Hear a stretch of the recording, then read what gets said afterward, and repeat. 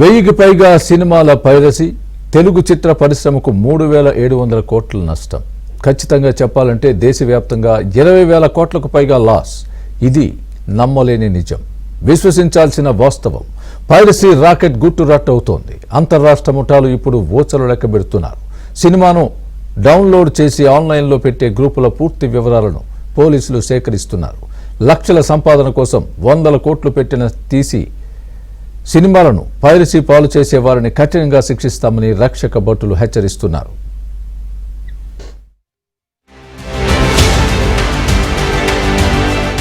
Piracy దెబ్బకు అల్లాడిపోతున్న తెలుగు చిత్ర పరిశ్రమ. విడుదలైన ప్రతి సినిమా పైరసీతో భారీ నష్టం. థియేటర్లో మొదటి షో జరుగుతుండగానే సినిమా రికార్డింగ్. అసలు విషయానికి వస్తే అతిపెద్ద పైరసీ మాఫియాను తెలంగాణ సైబర్ క్రైమ్ పోలీసులు అరెస్టు చేశారు. దేశవ్యాప్తంగా ప్రతి ఏటా 15,000 కోట్ల దాకా సినిమా బిజినెస్ సాగుతోంది. అందులోనూ ఒక్క తెలుగు సినిమా బిజినెస్ 4,000 కోట్ల దాకా ఉంటుంది. సినిమాలు సక్రమంగా నడిస్తే పెట్టిన పెట్టుబడికి కనిష్టంగా రెట్టింపు ఆదాయం వచ్చే అవకాశం ఉంది. పైరసీ కారణంగా రావాల్సినంత ఆదాయం రాకపోగా మొత్తం లాస్ అవుతోంది. నిర్మాతలకు, సినీ పరిశ్రమకు దిక్కుతోచని దుస్థితి ఏర్పడింది. ఈ క్రమంలోనే పైరసీపై ఉక్కుపాదం మోపాలని తెలంగాణ పోలీసులు నిర్ణయించుకున్నారు. పకడ్బందీగా దర్యాప్తు జరిపారు. కొందరు ఉన్నత విద్యావంతులు, కొందరు సరిగ్గా చదువుకోని వాళ్లు కలిసి డబ్బు కోసం అడ్డదారులు తొక్కుతూ పైరసీకి దిగుతున్నారని గుర్తించారు. దేశంలోని అన్ని భాషల చిత్రాలను వాళ్లు పైరసీ చేసి డబ్బులు దండుకుంటున్నారు. దీనికోసం ప్రత్యేకంగా టెక్నాలజీ తెలిసిన టీం రంగంలోకి దిగింది.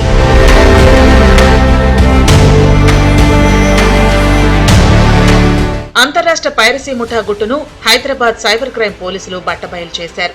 5గురిని అరెస్టు చేసి వారి వద్ద డెబిట్ కార్డులు, హార్డ్ డిస్క్లు, సెల్ ఫోన్లు స్వాధీనం చేసుకున్నారు.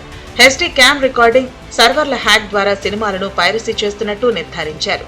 అందులో game changer, single, hit 3, Thandel, Kubera లాంటి సినిమాలను హెచ్డీ రికార్డింగ్ చేశారు. నిన్నటిదాకా హైదరాబాద్ నగర పోలీస్ కమిషనర్ గా ఉన్న సివి ఆనంద్ దీనిపై ప్రత్యేక దృష్టి సారించి ఎప్పటికప్పుడు అప్డేట్స్ పొందుతూ వచ్చారు. ఈ ఏడాది మే 9న హీరో శ్రీవిష్ణు నటించిన సింగిల్ చిత్రం విడుదలైన రోజే పైరసీ బారిన పడి ఆన్లైన్లో హెచ్డీ ప్రింట్ డౌన్లోడ్ లింకులు ప్రత్యక్షమయ్యాయి. దీనిపై చిత్ర నిర్మాణ సంస్థ ఫిల్మ్ ఛాంబర్లోని యాంటీ పైరసీ సెల్ కు ఫిర్యాదు చేసింది.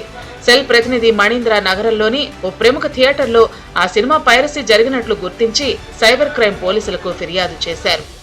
దీనిపై ఇన్స్పెక్టర్ నరేష్, ఎస్ఐ మన్మోహన్ గౌడ్ బృందం దర్యాప్తు ప్రారంభించి సాంకేతిక ఆధారాలతో వనస్థలిపురం ఎన్జిఓస్ కాలనీలో ఉంటున్న జానకిరణ్ కుమార్ ను జూన్లో అదుపులోకి తీసుకుని విచారించారు. అతను ఏడాదిన్నర వ్యవధిలోనే 40కి పైగా చిత్రాలను పైరసీ చేసి 40 లక్షలు సంపాదించినట్లు విచారణలో తేలింది. కిరణ్ ఖాతాకు క్రిప్టో కరెన్సీ పంపిన తమిళనాడుకు చెందిన సుధాకరన్, బీహార్కు చెందిన అర్సలాన్ అహ్మద్లను పట్టుకుని ఆరా తీగా 2 కీలక నిందితుల గురించి తెలిసింది. వారే సిరిల్ ఇన్ఫాంట్ రాజా అమల్దాస్, అశ్విని కుమార్ అని నిర్ధారించారు.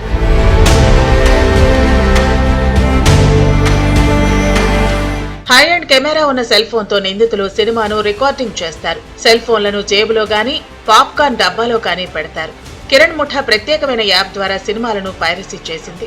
రికార్డింగ్ చేస్తున్నప్పుడు సెల్ ఫోన్ స్క్రీన్ లైట్ కూడా ఆఫ్ లో ఉంటుంది. దీంతో ఎవరికీ అనుమానం రాదు. ఇతర భాషల చిత్రాలను రికార్డింగ్ చేసేందుకు ఏజెంట్లు కూడా ఉన్నారు. సినిమా పైరసీలకు నెదర్లాండ్స్ కు చెందిన ఐపీ అడ్రస్ వాడుతున్నారు. ఈ ముఠాను పట్టుకునేందుకు అత్యాధునిక టెక్నాలజీని వినియోగించామని సైబర్ క్రైమ్ పోలీసులు తెలిపారు. పోలీసులు ఎప్పటికీ పట్టుకోలేని టెక్నాలజీ వాడుతున్నామని నిందితులు చెప్పుకున్నప్పటికీ వారి పప్పులు ఉడకలేదు. నిందితులను పట్టుకున్న తీరుపై పోలీసులు ఒక వీడియో కూడా తయారు చేశారు. బీహార్ వెళ్లినప్పుడు పోలీసు కారుపై ఏనుగు దాడి చేస్తే అతి కష్టం మీద తప్పించుకున్నారు.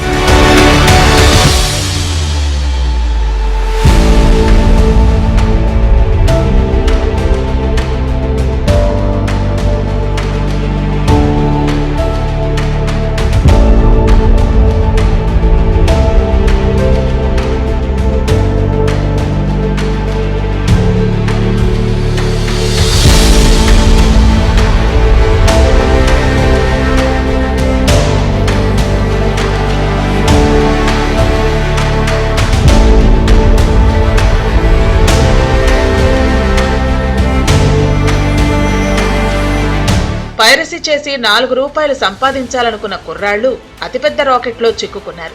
తాము పైరసీ చేసిన సినిమాలను వెబ్సైట్లలోకి అప్లోడ్ చేసేవారు.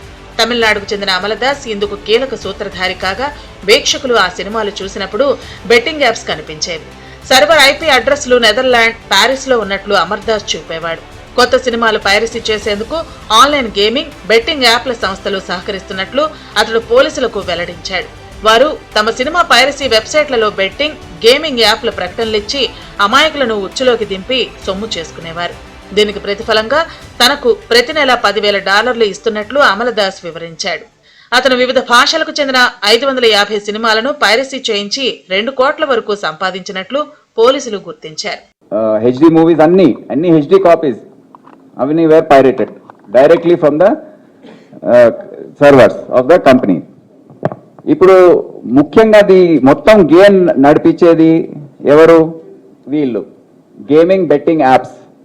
వీళ్ళు most probably they are sitting abroad, maybe ఎక్కడున్నారో చైనా, నెదర్లాండ్స్, దుబాయ్, ఎక్కడున్నారో అది ఇంపాసిబుల్ కనుక్కోవడం. వాళ్ళు ఈ విధంగా అడ్వర్టైజ్మెంట్స్ ఇస్తుంటారు. ఫోరాబెట్, క్యాసినో వెల్కమ్ బోనస్, ఈ విధంగా అడ్వర్టైజ్మెంట్స్. అంటే ఏమవుతుందంటే మూవీ ప్లే చేసినప్పుడు ఈ అడ్వర్టైజ్మెంట్స్ వస్తుంటాయి. సో ఎవరైతే మూవీస్ చూస్తున్నారో వాళ్ళు టెంప్ట్ అయ్యి దీంట్లో ఎంటర్ అవుతారు. So that is the entire strategy అన్నమాట. సో ఈ అడ్వర్టైజ్మెంట్స్ వచ్చినప్పుడు ఇది చూసి బెట్టింగ్, గేమింగ్ యాప్స్లోకి ఎంటర్ అయిపోయి గేమింగ్ స్టార్ట్ చేయడం. అందుకే ఎక్కువ మంది దీనికి అలవాటు పడుతున్నారు. పైరసీ డబ్బులు వసూలు చేయటం కూడా పెద్ద రాకెట్ గా మారింది. తొలుత క్రిప్టో కరెన్సీలో పేమెంట్ జరుగుతుంది. తర్వాత దాన్ని ఇండియన్ కరెన్సీలోకి మార్చివేసి బ్యాంక్ ఖాతాల్లోకి వేసుకున్నట్లు పోలీసులు గుర్తించారు. ఇప్పుడు క్రిప్టో కరెన్సీ స్కామ్ ను కూడా పోలీసులు దర్యాప్తు చేస్తున్నారు. టెక్నాలజీ వాడకంలో కూడా నిందితులు ఆరితేరిపోయారు. పట్నాకు చెందిన అశ్విని కుమార్ తన ఇంటి చుట్టూ 22 సీసీ కెమెరాలు పెట్టుకున్నాడు. ఈ క్రమంలో 5 నిందితులు కలిసి 1025 సినిమాలను పైరసీ చేశారు. ఒప్పుకున్నాడు. అతను ఈ విధంగా థియేటర్లో వెళ్ళి రికార్డింగ్ అంతా చేసిన తర్వాత బయటకు వచ్చి మొబైల్ ఫోన్లో రికార్డింగ్ సింగిల్ మూవీని రికార్డ్ చేశాడు. వచ్చిన తర్వాత అతని హ్యాండ్లర్ ఎవరైతే ఉన్నారో సిరిల్ ఇన్ఫంట్ రాజు, అతనికి టెలిగ్రామ్ యాప్ ఏదైతే ఉందో దాని ద్వారా అప్లోడ్ చేసి పంపించాడని. దాని తర్వాత websites 5 movie rules, 1 Tamil MV, 1 Tamil blasters, ఈ వెబ్సైట్స్ పైన కూడా అప్లోడ్ చేశాడు. ఇప్పటి వరకు 40 మూవీస్ అతను థియేటర్స్లో వెళ్ళి రికార్డ్ చేయడం అనేది జరిగింది. అది కూడా ఒప్పుకున్నాడు. మళ్ళీ ఎందుకు చేస్తున్నావు అంటే అతనికి ఆదాయం. క్రిప్టో కరెన్సీ కాయిన్స్ ఏవైతే ఉన్నాయో DCX and ZPay through Telegram ఆయనకు ట్రాన్స్ఫర్ అవుతుంది. పైరసీ చేస్తూనే సైడ్ బై సైడ్ ఈ ముఠా చాలా వ్యవహారాలు చేసింది. ప్రభుత్వ వెబ్సైట్లు, బ్యాంకింగ్ సర్వర్లను వాళ్లు హ్యాక్ చేశారు. ఆ సమాచారం మొత్తం తమ హార్డ్ డిస్క్ లో పెట్టుకున్నారు. అదేమని పోలీసులు అడిగితే కిక్కు కోసం చేశామని చెప్పుకుంటున్నారు. 23 నుంచే ఇది స్టార్ట్ చేశాను అనేసి మనకు చెప్పాడనమాట. అట్లాగే ఇవి షేర్ చేసినందుకు వాళ్ళు పంపించిన ఏవైతే USDT ఉన్నాయో అవి డిఫరెంట్ వ్యాలెట్స్లో సేవ్ చేశాడు.